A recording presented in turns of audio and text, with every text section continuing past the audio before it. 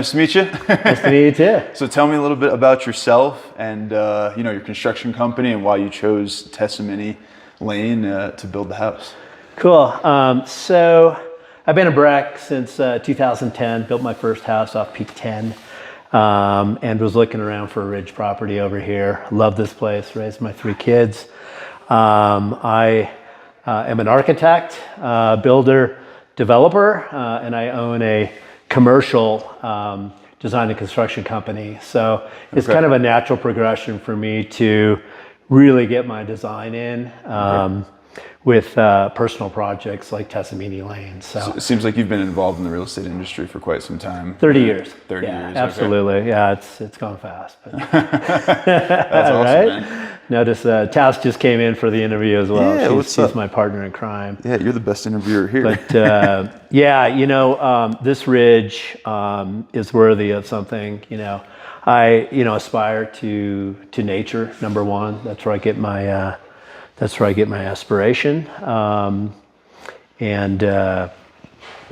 when I saw the property, I just knew that something really special could get built here. So. Speaking of special, I noticed the name of the development project was Two Dancing Trees. Yeah. Tell me about that. I'm glad you brought that up. A couple stories behind that one. It was actually coined by the steel construction workers, Native American Indian tribe, 3 generations that erect steel. They're incredible. I mean, it's like Cirque du Soleil. This is an all steel structure to handle the wind, the wood, the snow load, and everything else. So when they top off the steel, they have a ceremony. And the elder that was there was, like I said, 3 generations. The elder wanted to bless the house after they topped off the last piece of steel. There were subsequently 2 trees that were swaying in the breeze, and so he coined it Two Dancing Trees for the 2 houses. Oh, that's so ultimately I designed that house over there and then flipped it over and created the house that we're in here today with the idea of creating an enclave. The inspiration came, I was on my mountain bike at probably 12,000 feet there, and I typically pick up rocks and just kind of look at different things or whatever, but I was inspired by Telluride stone, Black Canyon, very similar to what's on the hearth. And I put the 3 stones together and then got with a buddy of mine who's also a very accomplished architect and said, you know what, I've got the perfect design for the ridge. It's going to be these peaks, these houses, and it's going to perfectly fit into the vernacular, which is all the peaks. It has 360 degree views of outside. The second piece to that is my love of mid-century modern architecture. And you're really in it, right? It's intimate, small space, beautiful materials, indoor, outdoor living, and all natural light. I mean, we rarely put on lights in the house. It's lit by the moon and it's lit by the sun. Yeah, I noticed that walking around the house that it didn't feel like out of place. It felt like it belonged in the mountains, kind of like the 2 dancing trees you said, just swaying in the wind. Like these houses just look like they belong in nature in this lot. So that's really cool. Well, thank you. Yeah, it needs to be homogeneous with nature to really fit in. And to me, and again, the art is, framed by the trees and the snow and in the summer, and it's just constantly moving and changing. The birds and the hawks that live on this ridge that are flying through it, the moose that walks through the front yard. We're out here and we're in nature. So to be 3 miles from downtown Breckenridge, yet get away from what's turned into a pretty busy Main Street is really kind of the best of both worlds. Yeah, and I think the way you designed this living room too, just like looking around, I feel like I'm immersed, like I'm sitting outside in the snow, even though I'm inside in this living room. So you did a really good job. Well, thank with that. you. Thank you. I noticed the house was built with native materials, so everything in the house is all native to Colorado or Midwest? Great question. So the actual exterior is black Sujibon, which is a Japanese cypress. Okay. And they Not actually... to interrupt you, but I noticed that was like a low or no maintenance exterior that was on the project details. Everything's has to be. So everything's bronze. So it's a metal standing seam roof. It's a Sujibon exterior wood, and then it's the native Colorado stone. Okay. Yeah, Black Canyon, one of my favorites, just gorgeous. So yeah, that was definitely part of what we wanted to create here. And then theming wise, it really wanted to feel Western. Wanted to feel like mountain modern Western. And there's a real, if you get into, the rest of the interiors, there's a real Native American theme here. The indigenous people were so creative and so ahead of, we just disturbed what they were doing naturally. And I think we're finally trying to get back to that, which is, again, something that, feels really good. Well, you did a great job. It's certainly an homage to their heritage, and I think you did a great job with it. Yeah, thanks. I noticed you've got a lot of outdoor living space, 2,300 square feet. What was the what was the idea with the outdoor living space when you had designed the build? Yeah, indoor outdoor living again. Okay. The least amount of barriers between the inside and the outside. If I'm not outside playing in the snow, I'm dressed here for snowboarding, 6 inches of fresh last night. Yeah. Woke up to moonlit. We're getting a little bit of visibility through, and just going out and ripping the mountain. But I'm seeing it, feeling. There's a band of snow that came in for 3 hours. Called a buddy, came over from Keystone, and we're just going to drop in right over here. So, and again, that goes back to mid-century modern architecture. The 50s and the 60s. Was opening out, and it was really California born, right? Eichler and those types of developer home builders.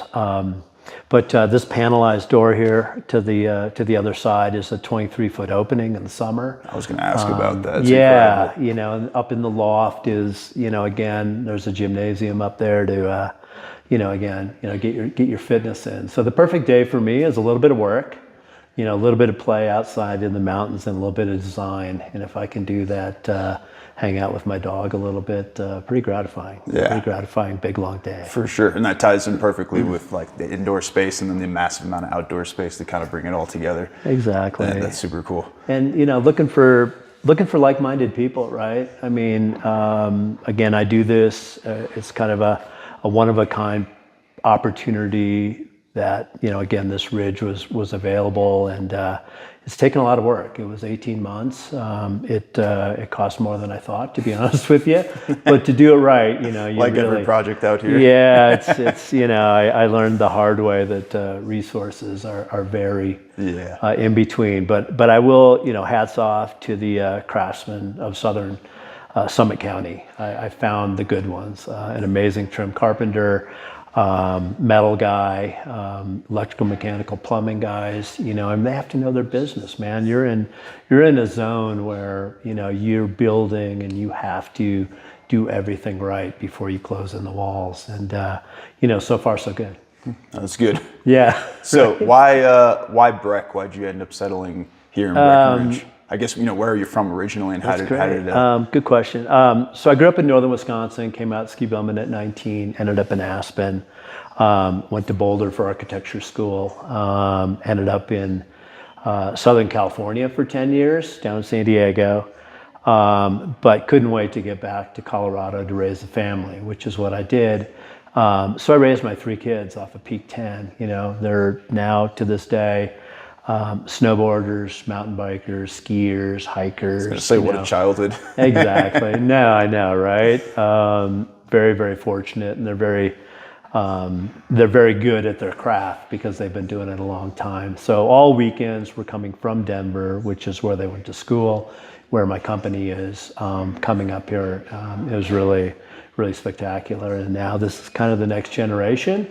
I wouldn't say I'm an empty nester, but my kids are doing lots of different things, and I had to build a house that could support them and their families at some point. But it also wants to feel really good, like right now. Just you and I are in here and the dog, and again, it's a right-sized space. It's a minimalist mentality of just, you know, materials and art and things that again feel really good. And some people may not know exactly why it feels so good, but in their heart they know it is, and that's really the magic. Yeah, I think it goes back to this home just feeling like it belongs here, and then the space itself is just really intimate. So like even though we're in this grand, you know, living room, we feel connected, you know, in a way that just it resembles kind of what you've tried to done with this house. Yeah. That makes sense. Yeah. Yeah, I'm pretty proud of it, and I've got one for sale too. I mean, I'd love to find a like-minded outdoors person, couple, family. Again, somebody that would really appreciate the architecture of the outdoors, and Breckenridge. I mean, it's an amazing small town that I think has just gotten better and better. And to be over here in Blue River is a little bit out of the fray. And they're really good people over here in Blue River. They treated me well to get this place done. Mm-hmm. And it's kind of a great location. Like you're not too deep in Blue River. Like you're such a short drive to town, but it feels like you're right in the middle of the woods. Right. So you kind of get the best of both worlds. You know, if you like the hubbub of Breckenridge, you're right there. But if you want that quiet, intimate space, you've got it here. Yeah, one of my favorite trailheads is just right up on Spruce Canyon Road, about a half mile from here. You can get up to Mohawk Lakes. Yeah, some great fly fishing back there when you get up. Yeah, bring a small rod, throw it in your backpack, and you know, get some indigenous trout. Yeah, definitely. Yeah. Cool. Let's see. What's your favorite part about the build? Boy, that's a good one. I got to really think about that. I think, you know, I would go back to, again, the placement of this home and the other home on the ridge. I mean, I think framing the mountains and then designing around that so you had panoramic 360 views, I think was brilliantly done between myself, my design architect buddy, and TKP Architects, world-class architect out of Golden that put the structural design together, and then also did the construction drawings. And again, there was a lot of quality behind the craftsman that also brought a lot of design to it, and that's what you're looking for, right? You want to, you really want to have some great basis of design. You want to understand it's all about the detailing, but you also want to be very, very open to the ideas of the craftsmen that are working on your house, because that's what they do a living, you know, for, and that's what they're good at. And if you listen to them, you can, you know, take it to the next level. So it sounds like it was a pretty collaborative process when it was going to build. Yeah, I mean, that might be my second favorite part about it, being a design and construction professional, is finding and working with, you know, new people. And I find a couple of new buddies almost on every project. You know, some it doesn't work out, you know, either timing or resources or what's going on. But there's a couple of guys I would say that I would consider them good friends at this point. That's awesome. How rewarding is that? It's really amazing when you can do, you know, that's your day job, and you get those types of rewards for your personal life as well. For sure. Yeah. So, you know, you've got one of them for sale. What would you like the future buyer of this house to know or to kind of experience when they're living here?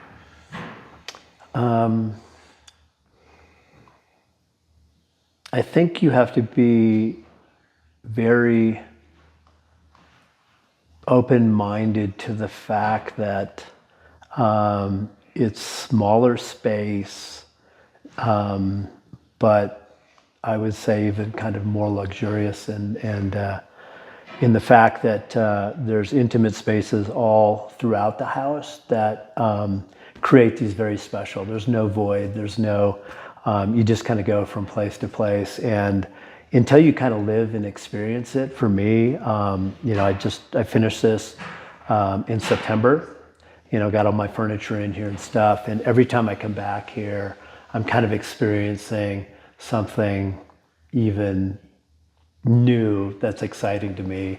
And that's what it should do. It's like, hey, I want to hang out in the loft, or, downstairs rec room's great, or I appreciate being, where we're at right now. But based on the light and the weather and the things that are going on exterior that you're seeing from all parts of the house, that's what it's all about, living on the ridge versus, maybe going next to the golf course, or, being next to the gondola or somewhere else. This is going to take somebody that, again, wants to connect with nature. Cool. Yeah. That's awesome. Yeah. All right. I think that's everything I got for you. I appreciate your time, man. This Yeah. is like a great story to hear how you came across this and how you've kind of culminated the indigenous Native American culture into the build, and you've really like captured what it means to live in Breckenridge. I mean, you're surrounded by the mountains here. You're looking at the backside of Peak 10. You're close to downtown Breckenridge, and you've made a bunch of friends along the way. And it sounds like the next buyer that comes in is basically in for like an awesome adventure, it sounds like. So That's a great way to put it, because that's what life's all about. heck yeah. All right. Thank you. Thanks, Mark. You bet. Appreciate you. All right.